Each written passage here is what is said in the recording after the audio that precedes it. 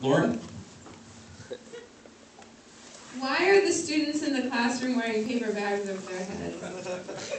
Symbolic. Because you actually grew up in the Crenshaw district of Los Angeles, and so there was a lot that kind of influenced how you were sort of writing that scene, yeah? Yeah, the classrooms that I went to were sometimes more violent than that. Complete with Tommy guns and everything?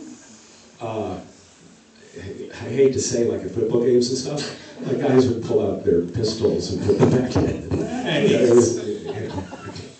Anybody else? Both my sons went to police because that's the kind of saves the other. Any other questions? All right. So this was my first time seeing this, and I just have to say, what the shit? So there you go, Richard. What's the shit? Just wait till you see Forbidden Zone 2. That was a great segue, man. Thank you. All I can say is that this is wild and politically correct in comparison. So Richard, let's talk a little bit about Forbidden Zone 2, the Forbidden Galaxy. Is this something that came about recently, or what's the genesis of that? I've been working on it for a while. I've actually got some backers. I've got one project to do before, and I plan to start shooting this in the fall. Can you tell us a little bit about the plot and who all you plan to include in the film? Yeah, we've got Ma and Pa Kettle living in the Dust Bowl. Pa's a carnival geek. And he was in a bad mood even before he lost his job in the last dust storm, which destroyed their cabin. So along with their kids Stinky and Petunia, they take their jalopy across country to Crenshaw. Stinky is played by an actor actually older than 12. And Petunia is a lumbering slut, hopefully played by someone older than 13, who's the scene she has to do. So anyway, Crenshaw is going to look like Harlem in 1915.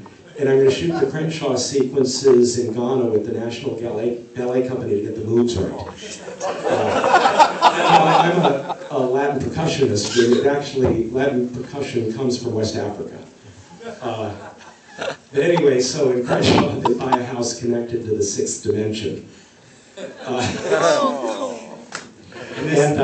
And Danny's going to reprise the devil, doing a St. James Infirmary blues. And there's a German, we do a kind of a family Christmas party once a year where we put an orchestra together and he sings. And I had him play a German kid in the classroom and sing this. It was an amazing song with yodeling. It made everybody cry.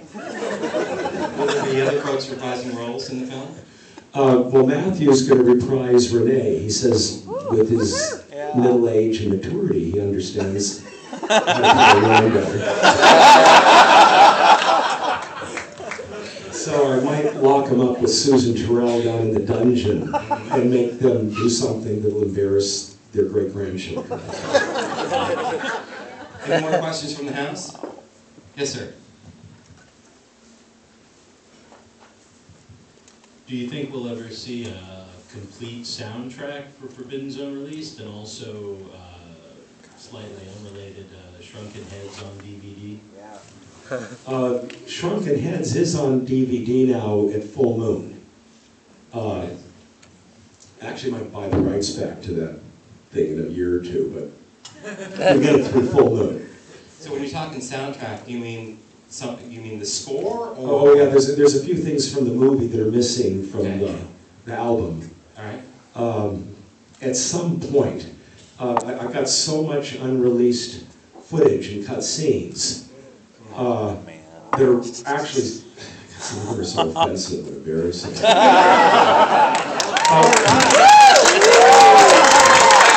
Next year, we might release like an everything in the kitchen sink version. Any other questions from the house? Oh! Don't forget the front. Running as fast as Stop with the legs and carry me. This is a pretty broad question, but I was just wondering if you could sort of talk about the use, like some of the imagery, like using the blackface and the various Jewish imagery, just sort of what brought that about, or maybe what some responses were. Well, there was no conscious thought beforehand. It was kind of like, whatever comes into my mind, you know, kind of like, you know, so there was no like self-censorship. Everything is a cartoon, and I grew up as a minority always, either minority Jew, minority white, minority clown. But it's a cartoon, so everything is caricatured. And it's just, I was accused of anti-Semitism because of the Jewish guy, and I said, that's my grandfather, and he wasn't acting. One of the comments you made to me with regards to the sort of the politically correct backlash was, in this film, everybody gets a pie in the face. Yeah, although it caught it bad when it came out. And it was, there were arson threats. I was actually in theaters where the fire department came, kicked off the University of Wisconsin, and it pretty much disappeared after a short summer midnight run show. And I actually thought the film completely disappeared, and then it was kind of midnight, early 90s. I don't know, it was late night. Wait. Okay, we're talking like 2001, 2002. I put up my first website, and I got hundreds and thousands of hits from all over the world, so I figured, okay, someone's bootlegged this son of a bitch. Well, let's talk a little bit about that. Is that, you know, as far as you were concerned, you turned your back, and the film had disappeared after that summer of trying to tour it with Samuel Goldwyn, and you put it up on the site, and how do you feel about that? It was an utter surprise that there was an audience. And right now, we've sold the DVD in France, England, Japan, Germany, Spain. And by the by, there is a Forbidden Zone beer in Japan. Correct? Yeah, absolutely amazing people. I have one of those. Well, actually, for the Japanese DVD, I learned Japanese. Well, I had something translated, and I learned it phonetically, and did like an introduction in Japanese. And that's on the colorized version of the disc. Yeah. It was kind of a funny intro. Any other questions from the house? Yes, sir. Bit of a question and a compliment. I'm a huge fan of the music videos that you ended up directing for the band, the Boingo Boingo. You use a lot of the same imagery and a lot of the same kind of costume ideas and lighting and stuff. Was that something that you you and Danny had a lot of experience working together, and the band kind of started to blow up, and he immediately ran to you, because those videos are a lot of fun, even still. Well, I directed some, produced others. The videos were mostly his ideas. Any other questions? Hands? Down here, Cole. In your early years in France, were you influenced by Jean Cocteau's early films, the black and white, the Orpheus descending into hell? Absolutely, yes. Frenchie's family, as a matter of fact, Frenchie's mother was best friends with the family that paid for all of Jean Cocteau's films. Is that right? Which came first, the music or the visuals for your cabaret? I'm just curious because going back to the linear thing, they don't really, they're very random. So which came first? It was both. I started with an idea of certain music things, and then I had Danny write some songs, and then the scoring had other music that came after the visuals were done. So it was kind of a mixture, although more of the music came first. Anybody?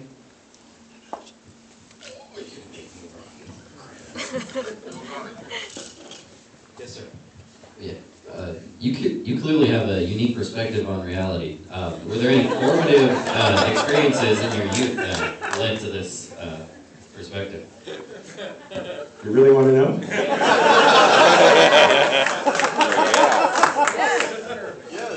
Well, I had two things that happened to me, actually three things when I was 15 years old.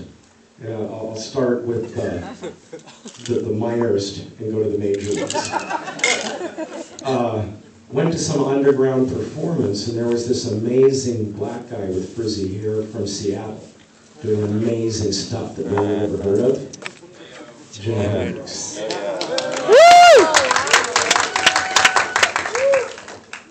Dorsey High beats Manual Arts. And I'm one of 4 Caucasians on the Dorsey side. And by the time we got to the car, there were about 200 people. And they broke the window. At first they tried to turn the car over, and then they pulled us out of the broken windows, and then I was glad to see the police. And that was a good one. And you know, we're all in the hospital and stuff like that. It was a very close call. And then probably the worst thing, I don't know if any of you ever read Ken Kesey's Electric Kool-Aid Test. Okay, Ken Kesey is such on my son of a bitch list. I made him see Cuckoo's Nest till I read he was screwed out of the residuals. Okay, so I'm 15 and a half, smoking dope. I go to some party in Watts, and I don't know that it's the Electric Kool-Aid Test. The Grateful Dead are playing, it's 105 degrees, I'm sweating, I'm dancing, I meet some girl, and the damn cups were so small for the Kool-Aid.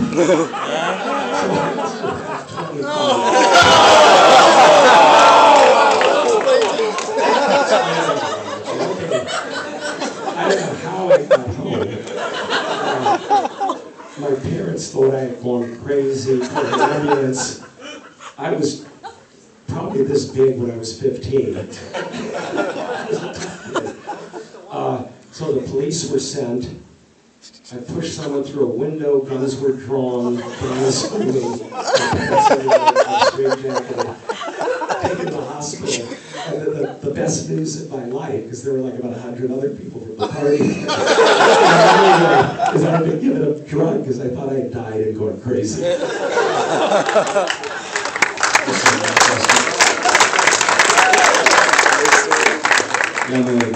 So anyway, so by the time I was 16, I had a little experience. We won't go into the other levels of experience. We got a question over here, Richard. I'm with Black River Radio, and I'm just wondering if you can confirm or deny if Johnny Depp is going to be playing in Forbidden Zone 2. It's a rumor that he's putting out all over the place. I don't know.